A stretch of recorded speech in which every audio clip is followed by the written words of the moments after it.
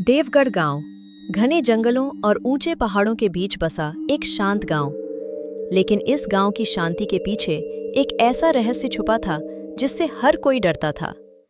गांव के बाहर एक प्राचीन शापित कुआं था। वो साधारण कुआं नहीं था। उसके चारों ओर काले पत्थरों की गोल दीवार थी जिस पर अजीब चिन्ह खुदे थे। कुएं का पानी हमेशा स्थिर रहता था, जैसे समय उसमें ठहर गया हो। उसके पास जाते ही शरीर में सिहरन दौड़ जाती थी।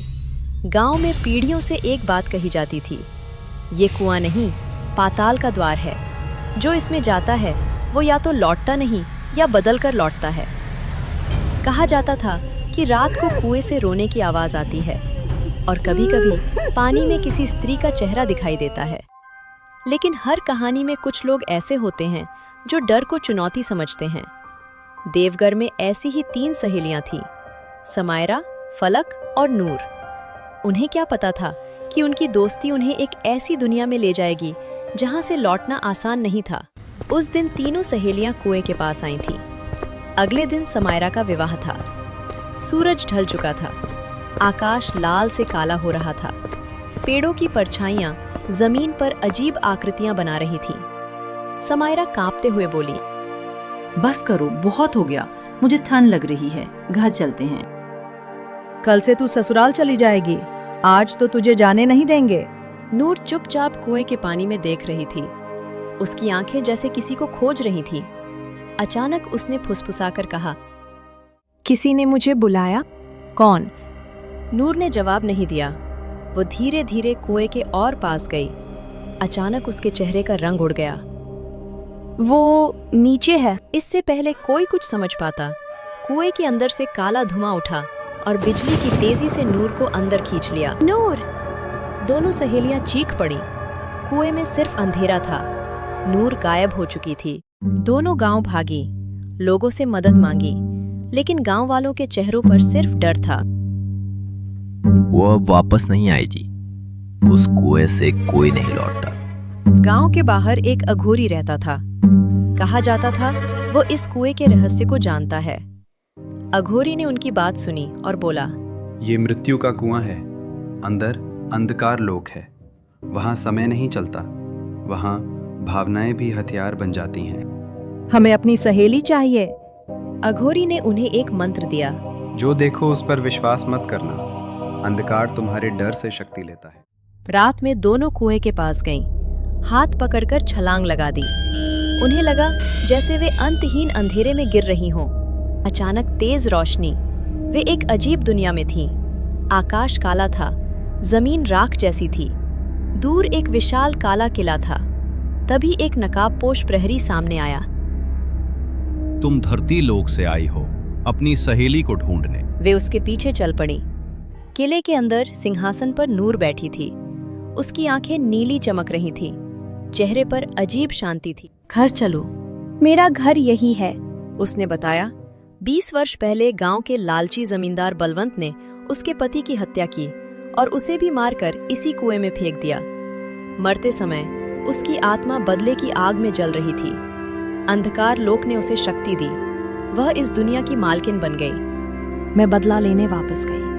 तुमसे दोस्ती भी उसी का हिस्सा थी। फलक और समायरा टूट गई, लेकिन नूर की आंखों में दर्द था। और तुम सच में मेरी दोस्त बन गई। अचानक धरती कांपने लगी। किले की दीवारें टूटने लगीं। प्रहरी चिल्लाया, प्राचीन रक्षक जाग गया। जमीन से विशाल छाया निकली, अंधकार का राक्षस। 3 जीवित आत्माओं के आने से ये जाग गया। राक्षस सब कुछ नष्ट करने लगा। नूर ने अपनी शक्तियां इस्तेमाल की, पर राक्षस और शक्तिशाली था। तभी अंधकार लोक की एक वृद्ध साध्वी प्रकट हुई। इस राक्षस को रोकने के लिए अंधकार लोक की शक्ति त्यागनी होगी। मतलब नूर को मरना होगा। मैं अपनी जान दूंगी। नूर मुस्कुरा, नहीं, बदले से बड़ी दोस्ती होती है। उसने अपनी सारी शक्ति राक्षस में झोंक दी। तेज प्रकाश हुआ। राक्षस नष्ट हो गया, लेकिन नूर गिर पड़ी। उसका शरीर मिट्टी में बदलने लगा। दोस्ती ने मुझे मुक्त कर दिया, वह बोली और समाप्त हो गई। फलक और समायरा कुएं के पास जागी। सब सामान्य था। उन्होंने सोचा सब खत्म हो गया, लेकिन असली कहानी अब शुरू हुई। समायरा का विवाह हो गया। वो ससुराल चली गई, पर धीरे धीरे उसके अंदर अजीब बदलाव होने लगे। उसे अंधेरे से डर नहीं लगता था, उसे ठंड महसूस नहीं होती थी। कभी कभी उसकी आंखें नीली चमकने लगती। रात को उसे आवाज सुनाई देती, अंधकार अधूरा है।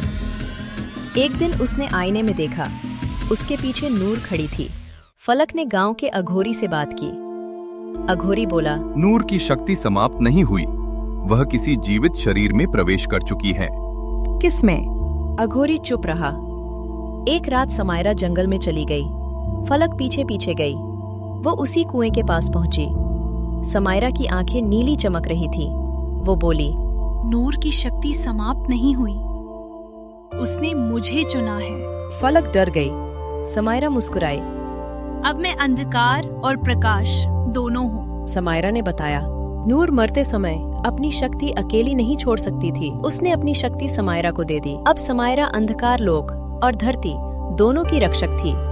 लेकिन शक्ति का एक नियम था, हर 10 वर्ष में एक आत्मा अंधकार लोक को देनी होगी। वर्षों बाद देवगर गांव में फिर से लोग गायब होने लगे। रात को कुएं के पास एक स्त्री दिखाई देती। उसकी आंखें नीली चमकती। वो कहती, अंधकार संतुलन चाहता है। एक रात फलक ने देखा, कुएं के पास समायरा खड़ी थी। उसके पीछे सैकड़ों आत्माएं खड़ी थी। समायरा ने कहा, मैं राक्षस नहीं, संतुलन हूँ। फलक रोते हुए बोली, तू बदल गई है। समायरा शांत स्वर में बोली, नहीं, मैं वही हूँ, बस अब इंसान नहीं रही। उसने हाथ उठाया। कुएं का पानी उबलने लगा। आकाश काला हो गया। धीरे धीरे देवगर गांव मानचित्र से गायब हो गया।